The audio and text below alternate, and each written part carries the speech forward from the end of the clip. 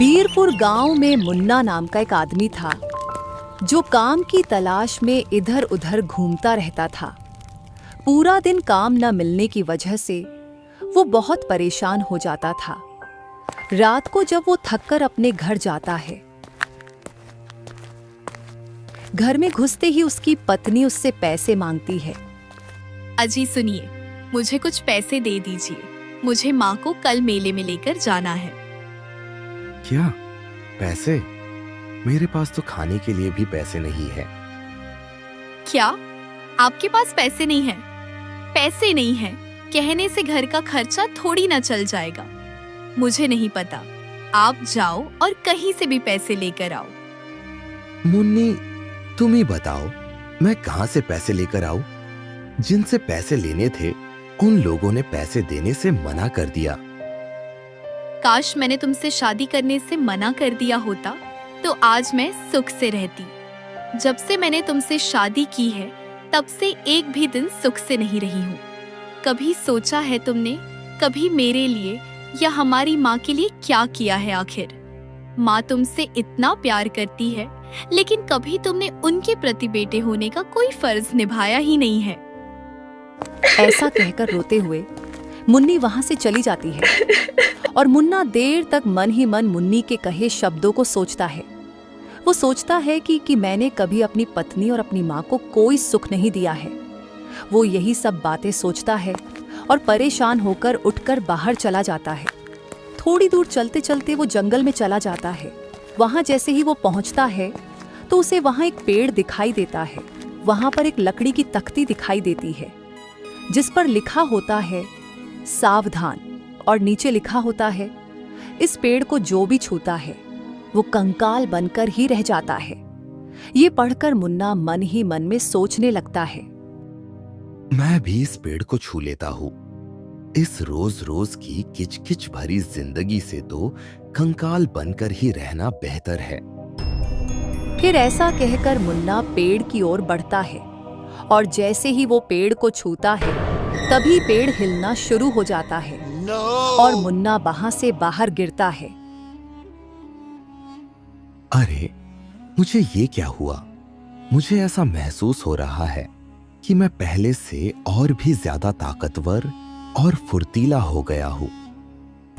तभी पेड़ में से आवाज आती है, नहीं, ये सच है। ये आवाज सुनकर मुन्ना बहुत ज्यादा डर जाता है और डरते हुए बोलता है, कौन बोल रहा है? मैं पेड़ बोल रहा हूँ, एक जादुई पेड़। पेड़ को ऐसे बोलते देख मुन्ना और भी ज्यादा डर जाता है। अरे अरे, पेड़ कैसे बोल सकता है? मैं पेड़ ही हूँ और जो भी मेरा इस्तेमाल जो सोचकर करता है उसका उल्टा ही होता है। जो भी मुझे स्वस्थ होने के लिए छुए उसका उल्टा हुआ। वो मरकर कंकाल बनकर निकले। अरे, फिर तो आप मेरे बहुत काम आ सकते हैं। काम तो आ सकता हूँ, लेकिन उल्टे कामों में, क्योंकि मैं कोई भी काम सीधा नहीं करता हूँ। अब समझ गया मैं, पेड़ जी। फिर मुन्ना इधर उधर देखता है और उसे पेड़ के पास में ही एक खाली मटका रखा हुआ दिखता है। वो उस मटके को उठाकर पेड़ के पास आता है और पेड़ का कुछ जादू हंसते हुए उस मटके में चला जाता है। फिर मुन्ना उस मटके को लेकर घर जाता है। घर पर उसकी पत्नी मुन्नी रसोई में खाना बना रही होती है। मुन्नी, मुन्नी। अरे क्या हो गया? क्यों घर को सर पर उठा रखा है? मुन्नी, हमारे पास कुछ रुपए है क्या? क्या पागलों जैसी बातें कर रहे हो? मेरे पास फिलहाल रुपए कहाँ से आएंगे? और अगर मेरे पास रुपए होते तो क्या मैं रात को लड़ाई करती? अरे, 1-2 रुपए तो वैसे भी घर की औरतों के पास 2-4 रुपए तो निकल ही जाते हैं। हाँ, रुपए देखती हूँ।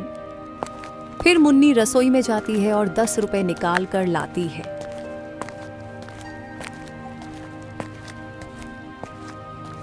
लो, बस यही 10 रुपए थे मेरे पास, ये भी ले लो तुम। अब हमारे पास ये 10 रुपए भी न बचे। ये 10 रुपए मैंने कल माँ को मेले में ले जाने के लिए रखे थे। और तुम उसे भी नहीं बचा रहे। जैसे ही वो मटके में पैसा डालता है, वैसे ही मटके में से 7-8 गुना और पैसे निकलकर मुन्ना के पास आ जाते हैं। या रब, ये क्या जादू है? मुन्नी जी, देखा इस मटके में रखे जादुई पेड़ का कमाल। और हाँ, इसे सिर्फ उल्टे काम करने की आदत है, इसलिए मेरे रुपए खत्म करने की बात की तो इसने मेरी जेब रुपयों से भर दी। रब का शुक्र है कि ये सही हाथों में आया है। इससे तो हमारी चीज को खत्म करके भर सकते हैं। भाई ये क्या हुआ? तुम अंधे कैसे हो गए? अरे क्या ही बताऊं, एक अंधी औरत जा रही थी। मैंने उसको अंधा कहा और उसकी बहुत मजाक बनाई, और कुछ देर बाद मुझे दिखना बंद हो गया और मैं पूरा अंधा हो गया, और वो औरत बिल्कुल ठीक हो गई। लेकिन ठीक होने के बाद उस औरत ने मेरे लिए रब से दुआ की। उसकी ये बात देखकर मुझे अपने ऊपर बहुत शर्म आई कि उसने मेरे बारे में जानते हुए भी दुआ ही दी, बद्दुआ नहीं। लेकिन मुझे मेरी गलती का बहुत अफसोस है। तभी मुन्ना बहा आता है। क्या हुआ भाई, ऐसा कैसे हो गया? भाई बहुत लंबी कहानी है, बस सुना है तुम मेरी परेशानी दूर कर सकते हो। हाँ, रब के करम से मैं तुम्हारी परेशानी दूर कर दूंगा। ठीक है, मेरी परेशानी दूर करो, मैं तुम्हें 1 लाख रुपए दूंगा। मुन्ना उस पेड़ से बोलता है। इस आदमी की आंखें हमेशा के लिए खराब हो जाए। अरे तुम ये क्या बोल रहे हो? तभी उस आदमी की आंखें ठीक हो जाती हैं। वाह वाह, मेरी आंखें ठीक हो गईं, रब का लाख लाख शुक्र। मुन्ना भाई ये लो 1 लाख रुपए। मुन्ना खुश होकर घर जाता है और सारी बात अपनी पत्नी को बताता है।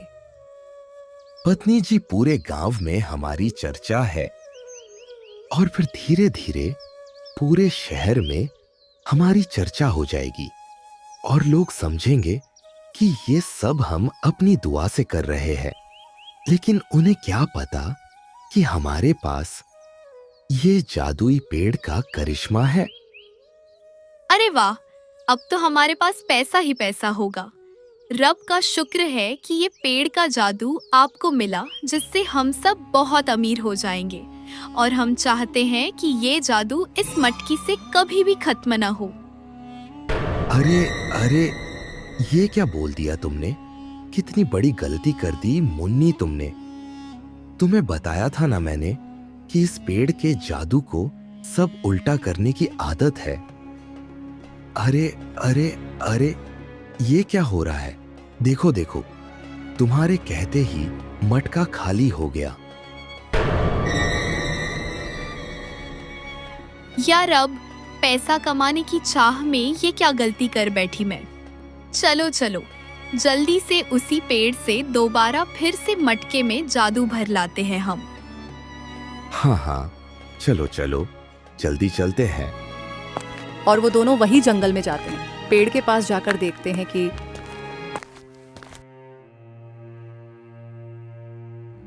अरे अरे, ये क्या हो गया? ये पेड़ तो सूख गया है, इसका तो एक एक पत्ता सूख गया है।